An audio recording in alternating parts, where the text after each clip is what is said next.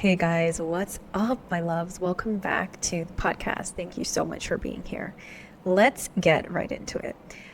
Today, we're talking about one of the biggest things as to why people and their relationships end up failing. And one of the biggest things that I see from couples I've worked with and from individuals that I've worked with is that there is a lack of consideration on either one person's part or both parties. And this can happen, especially in long-term relationships. A lot of people get really comfortable and start to almost take advantage of their partner's presence and take advantage of kind of normalizing that their partner is there. And while we want to normalize that our partner is in our life, because that is going to be your natural baseline to have your person in your life, there's a way to normalize someone being in our life and also still valuing them and showing them appreciation. So I took some notes on things that I really wanted to share because I know this is going to help so many people, and it's just simple shifts in your relationship that need to take place, which has to do with communication and following through on said communication. And also, it's just really important that you don't stop working on your relationship just because you have someone. And I see this happen with so many of my clients and their relationships. And I've had it happen to myself in past relationships as well too. And I'll share some of my experiences, but I really want to focus on giving you value in this episode. I'll share some of my experiences. I'll share some client experiences as well. And I know that you're going to either leave this episode feeling, damn, I got to raise my standards, I got to leave my relationship, or I got to really work on my relationship. But let me tell you, because if you're in a relationship and you're listening to this, I encourage you to work on your relationship, but it can't just be you working on the relationship. And that's a really big thing that I see is somebody putting in more effort when it comes to almost the end of a relationship, and that one person is only putting in the effort and the other person is not really pulling their weight. And I want to tell you that no matter what relationship that you're in, if it's worth working out, you deserve, and I think the only thing that makes it worth working out is if that other person is putting in that effort too, and that there's still love there. Because if you're just putting in effort to make it work and there's no love there, then that's also not going to work. You're not going to feel great in that. And vice versa for that other person. If that person's love isn't in it anymore, or isn't in it in the way that it used to be, that you guys want it to be, then I think that that's really important to look at as well too, right? Okay, let's get into it. I want to start off by saying that we're all going through our own shit, okay? We're all going through our own shit. We all have our own internal battles that we're fighting up against every single day. And the simple act of someone having consideration for you, despite shit that's happening for them, and having consideration not from a self-sacrificing place, but from a place of, I want to make this person's life easier because I deeply love them. I'm in partnership with them. And I want them to feel taken care of just like they take care of me as well too, okay? It's a two-way street. Relationships are a two-way street. And I don't agree. I've heard this saying before where there's always one person who loves someone more than the other in a relationship. And I think that that's just something that's normalized. I really do feel there is relationships that you can build where both people love each other deeply and equally, and it's not comparison of who loves each other more, right? So the simple act of someone considering what you're going through and wanting to make your life easier provides so much safety to your nervous system. And you guys know that I am huge on nervous system regulation. I'm huge on connecting to your body and making sure that you're understanding your body's signals. And so when you are in a partnership with someone, and they're considering you and they're showing up for you in a way, maybe they do an act of kindness that maybe you're used to doing for yourself, but they're, hey, I know she's going through a hard time. Or even if you're not going through a hard time, but maybe they just really want to show up for you. And just that, having that consideration is going to bring so much safety to your nervous system. It's going to bring an immense amount of safety because you're not going to be feeling, I have to go through this on my own. I have to do life on my own. And it doesn't mean that they have to do something super grandiose. It could be the simple act of your partner knowing that you had a long, busy ass day at work and that your fridge is empty. So they bring over food, or they buy you groceries and they buy your favorite stuff for you. Okay. That's just an example of how an act of kindness can be just so deeply considerate, and how that builds on trust in a relationship, because trust isn't just about, it's not just about people being loyal and faithful. Okay. That's a big part of it. But trust in a relationship is also about you building trust in different areas of your relationship. So can I trust this person to be a good parent to my kid? Can I trust this person if I'm sick? Are they going to come through for me? Are they going to try and make my life easier and take care of me when I'm in a vulnerable state? And I'm not saying that someone's coming to save you, because you guys know that I don't promote that. I think nobody's coming to save you. But I do think that we're human beings and we need each other, and that we need to start embracing that. It's great to be an independent baddie, okay? Speaking from the independent baddie herself. It's great. And at the end of the day, we all still need each other for support. Yeah, we can do it on our own most of the time. And then what? You get burnt out. How many of you, raise your hand, how many of you have been in a relationship where you feel you're carrying all the fucking weight? It's fucking exhausting, depleting, emotionally, mentally, physically, spiritually, energetically. Okay? These acts of consideration are going to lift that weight up off of your chest, up off of your body, off of your nervous system, so that you can breathe easier. You can soften and relax and allow yourself to be taken care of. And that's something in relationships, is there is time for you to be taken care of, and then there's time for you to pour into your partner. And that can look different moment to moment in every single day. Right? Okay. So, number one, the simple act of someone considering what you're going through and wanting to make your life easier provides so much safety to your nervous system. It signals safety and trust, okay? And so when we feel safe and have deep trust along with love, like I said, intimacy gets to be so fucking good, okay? Relating into intimacy, because you all know that's my shit. We're never not going to talk about this. But a lot of people have come to me, a lot of my clients have come to me and they're just, I don't know why I'm not feeling connected in the bedroom. I don't know why. I love my husband. I love my wife, but I'm not feeling emotionally connected. I'm not even feeling I can physically climax. Okay? Let me tell you, that all comes back to safety in your body and how you feel with that other person. Because when you feel safe, all your guards are down. When you feel safe, it's actually a very vulnerable place to be, because you're relaxed, you're softened, okay, your guards are down because it feels safe enough to do so, right? And now we can never guarantee and predict outcomes in a relationship, because shit can happen. Okay, it can happen to the best of us. Okay, we can be the person who doesn't do the greatest thing to our partner sometimes, right? And this doesn't make us bad people, but the reason I'm saying this, it takes so much trust to be able to soften into that state, right? And so when you feel safe enough and you have that deep trust along with love, intimacy gets to be really fucking good, because the connection deepens, and because you've built an emotional connection before the physical connection, which is one of the biggest things. And so that's another thing that I've seen with a lot of couples that I've worked with, is that they've been physical first before building that emotional foundation. And then that trickles into the longevity of their relationship, right? There wasn't that safety built before there was that physical connection. Okay. I'm going to go deeper into this one. I always think about my first time when I was intimate, and I'm really grateful that it was with somebody that I really loved, and that it was a positive experience for me.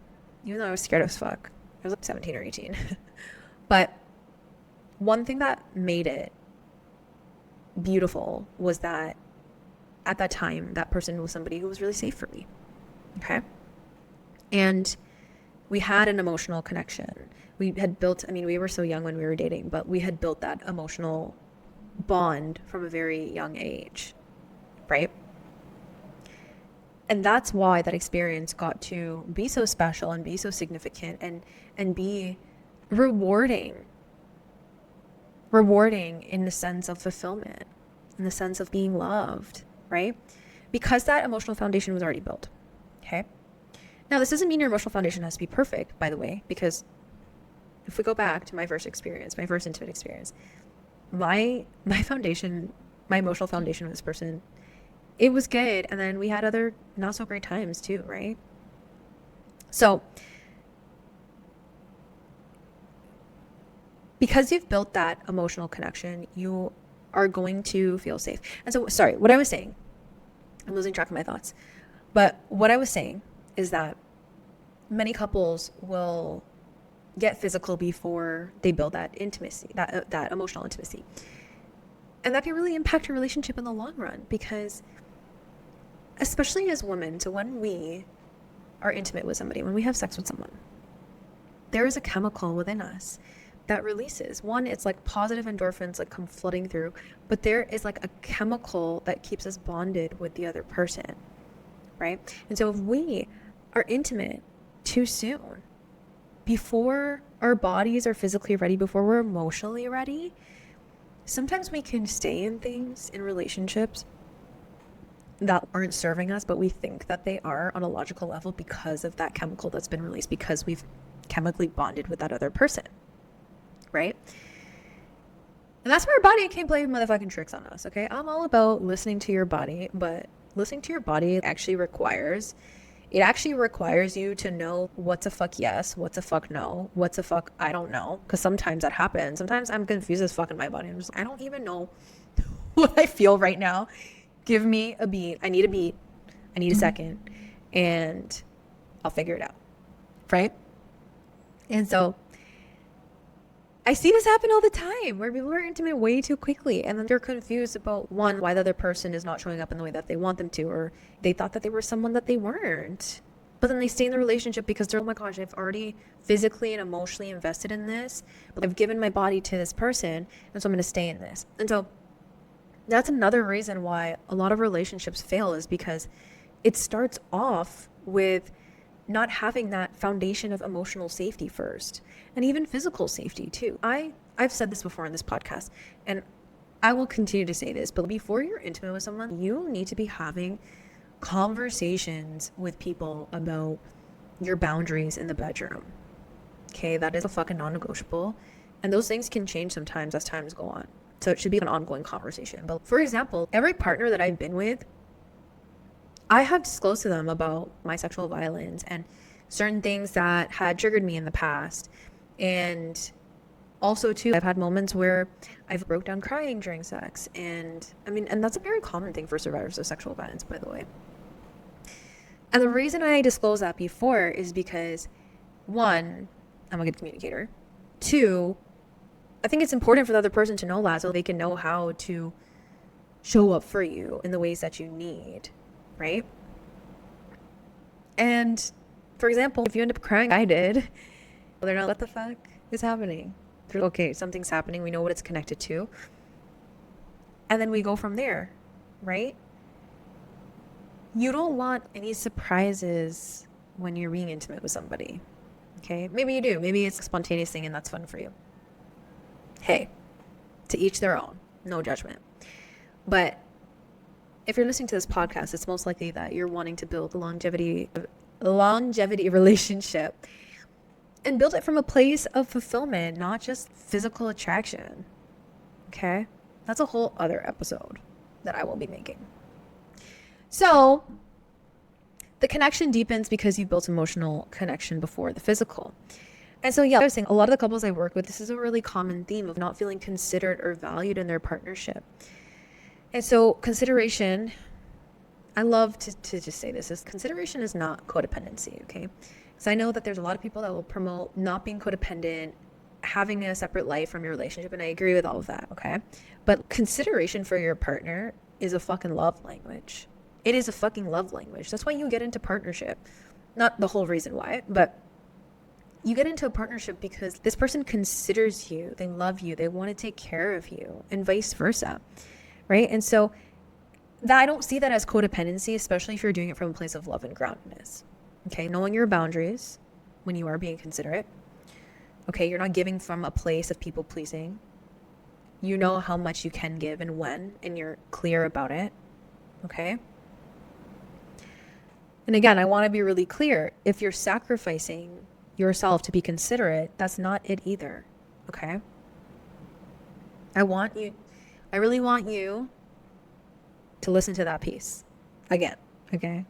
If you're sacrificing yourself to be considerate, that is not consideration. Okay, that's people pleasing, that's self-sacrificing. We're not doing that anymore. Okay? And if we fall into those patterns, we recognize it, we shift, and we move forward. Okay? And so you can extend consideration and compassion and still remain centered within. So if you're feeling alone in your relationship, you're single, or you're tired of carrying things on your own, I want to invite you into my work because, one, exciting new, but I'm being trained in Somatic EMDR. I'm already an integrative somatic therapist and a social service worker and a coach. I wear a million labels, yoga instructor, all the things, dancer. So we love to work from a holistic approach, okay?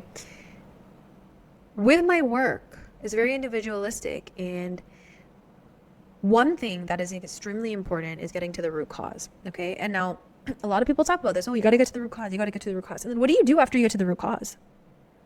Tell me. Because what happens there is people will get to the root cause and say, oh, okay, I understand it now. But they're still feeling that anxiety in their body. They're still feeling that dis-ease in their body. They're still feeling they're not confident. They're still having problems in intimacy and relationships. They know what the problem is. They know where the root causes come from. But what do you do about it after? What do you do about it when you know? It's the same thing of people who struggle with self-worth. I know that I'm worth it, but why don't I feel it? And a bigger reason why is because those experiences are still living in your body because they weren't able to fully complete the emotional response. And that's what we do in somatics is we allow the body to have a completion of that response through different exercises.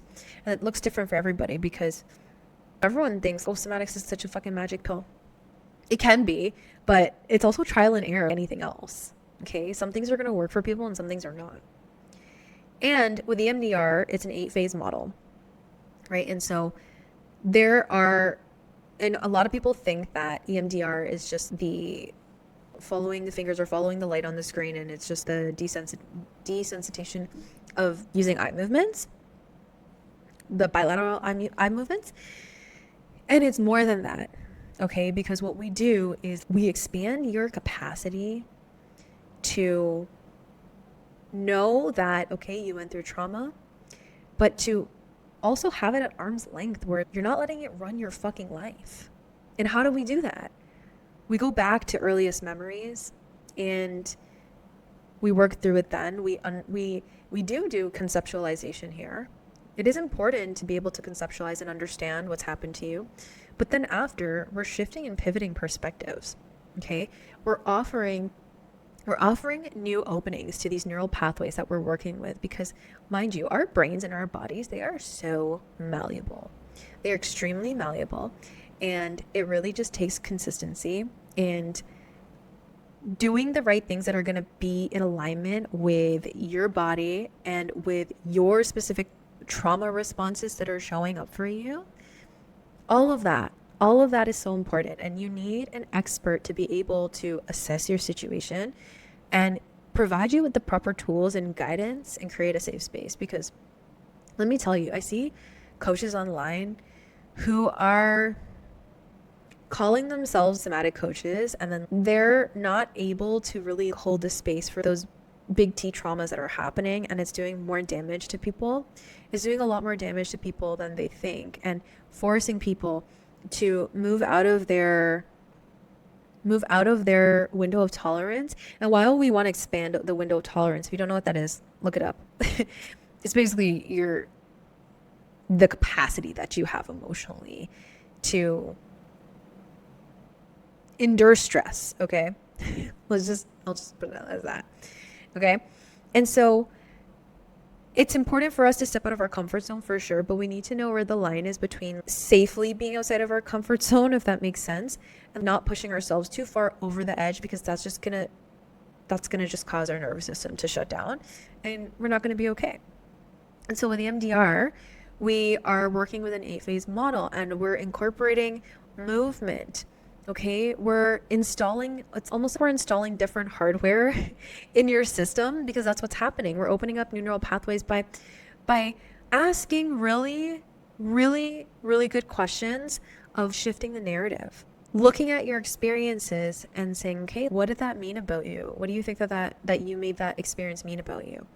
Okay, and what do you want to feel towards that experience? Okay, it's deeper than that. You just got to get into my work and fucking experience it for yourself, because it's so multidimensional. I'm not just trained in the EMDR. I've been working with survivors of trauma for, I don't know, over a decade now. I've been in the field for a really long time, since I was like 18. And let me tell you, I have survivors who are now fucking thriving. Okay? I'm talking about people who have been through the worst of the worst. They have been sexually assaulted in the worst fucking ways. They've been in crazy abusive relationships. They've been in crazy abusive relationships with themselves, self-sabotaging.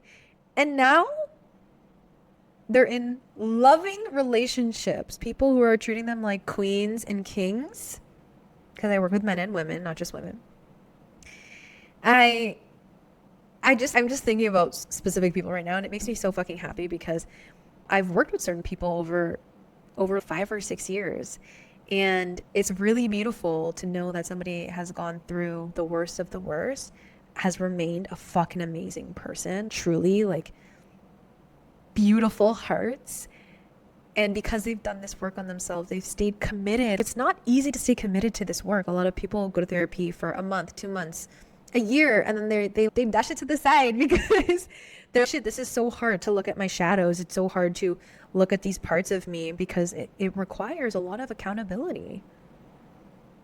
Although you're not responsible for the trauma that's happened to you or that was inflicted upon you, it is your responsibility to look at it and heal the parts of yourself that have been impacted by it.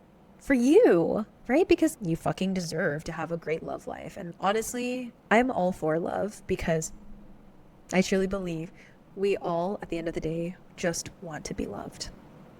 Even those hard asses that you see with a hard ass front, even honestly, you can look at criminals and see. I used to work at a jail. Okay, side story. I used to work at a jail, and this jail, it was a medium security jail, and this jail, all the prisoners, the inmates, I should call them inmates, were walking around freely. Some of them had jobs. One of their jobs was to clean my desk. And then you look at what they're in for. You would never suspect it, because they're quite presented as kind, okay? Let's just say that. Okay? You would never think that about them, and then you see their file, and then you see what's happened to them as a child, because they've had to go through therapy while they're in the facility. And they've gone through some pretty traumatic shit, and unfortunately took the same route, usually, right? And really, people, this is such a cliche saying, but hurt people. It's true. And we also have the choice to change that, right? Not all of us need to become criminals and do the same thing. Okay, I'm not promoting that at all. But I'm just saying is a lot of people act out in this way because they're lacking being loved. or they didn't think that they were enough to be loved because of the stuff that's happened to them, right? And that's not true. And that's not going to be you, okay? It's not going to be you. You're consistent. You're committed to yourself. And let me tell you from experience, from someone who has gone through really a fuck ton of hardships, okay? A fuck ton. Name it. I've gone through it, okay? It gets better. I promise you that. And I'm not saying that every day is great for me. It's not. But the life that I have created here, if you're listening for the first time, I moved from Canada to Mexico and I just started over, created a whole new life. Changed my life. Best decision. And I've also gone through a lot of hardships here. Okay, a lot of people see my posts online and they're like, oh my God, she's living in paradise. And yeah, I am. I love my life here. But just because I live in paradise, it doesn't mean that shit doesn't come up for me. Shit, I'm a human being. Shit comes up for all of us. Okay? But I want to tell you is the shit that comes up for me is very different from how it used to come up for me before. Right? And it is because I have done the inner work on myself. I've gone to therapy. I've done the somatics. I've done everything. Right? And all of these coupled together, along with changing your belief systems about what you feel you're worthy of deserving, okay? I think it's really important for us to focus on our identity as well, too, of what you believe that you deserve, because that essentially is going to show up in your relationships. It's going to show up, and it's either going to teach you a lesson or it's going to provide you with the most amazing fulfillment in your life. But you have a choice in every moment. So you can stay in the shitty relationship, continue to work at it and be the only one working at it, feeling like you're so lonely in the relationship, even though you're with somebody. That is one of the worst feelings, okay? Or you can put yourself first and put that energy into loving on yourself and looking at the parts that are asking to be looked at within you and change your fucking life and be in the relationship that actually fulfills you and serves you, and where you're being taken care of and you're taking care of that other person and it's mutual, and you don't have to second guess. You don't have to second guess if this person's cheating on you. You don't have to second guess if this person loves you, because you know by the way that they show up, how they speak to you, how they communicate with you, how they treat other people too, that they're in it. They're in it for you. They're in it for the both of you. And I promise you that exists. But if you've experienced these big failures, I shouldn't use that word failures, but I'm just using it for the sake of this episode, and you're not feeling considered in your relationship, one, I would really recommend hiring someone to help you guys through it if both of you are open to it, genuinely open to it. Because if only one person's open to it, it's not going to work. Trust me, I've worked with many couples, and a lot of the times it's one person forcing the other person to go to therapy, and then they end up decoupling, which is fine too. That's sometimes a part of the process. My love, you don't have to normalize doing things on your own in the relationship. You shouldn't be carrying the load on yourself. And this is your reminder. Okay, this is your fucking reminder that you get to be considered not just for the quote-unquote honeymoon phase, but for a lifetime. And I promise you that exists. And it might come later in life for you. It might show up when you decide that you're going to put yourself first. Sometimes there's divine timing that is really just taking place, right? And that can be really frustrating, especially if you're single and you're like, damn, I've done all the fucking work, and where the fuck is my man? Where the fuck is my woman? Sometimes it's divine timing, and there's nothing that you need to fix because you're not broken, okay? And this is just an opportunity for you to keep working on yourself from a place of compassion, love, and acceptance, okay, while bettering yourself. And it's going to happen for you. I know it. I believe it. And if you don't believe it, I will believe it for you until you believe it. Okay? Oh, I absolutely loved this episode. If this resonated with you, or you know somebody who's in a situationship or a relationship that you're like, damn, they could really benefit from hearing this, send it to them. Send it to them. Share it with the whole fucking world, because trust me, majority of relationships probably need to hear this. Not probably. They need to hear this. I already know this. Okay. So, if you want to work with me, you're ready to be coached by me in a loving but direct, being held accountable, and just really understanding, getting to know your body, and building a different relationship with yourself so that you can have a fucking amazing love life, I'm your girl. Reach out. Send me a DM and we'll talk. Thank you. It means the world that you've been here. Send me a DM on what resonated with you. Share to your story. It would help me so much if you liked the podcast, subscribed, whatever it is, whatever platform you're watching on, leave a comment, because it's going to help my podcast to grow. And I know so many people need to hear these things about intimacy, about self-worth and confidence. And you could help somebody by just sharing this podcast or recommending it or liking it. And it's just going to help me so much. I would really appreciate it.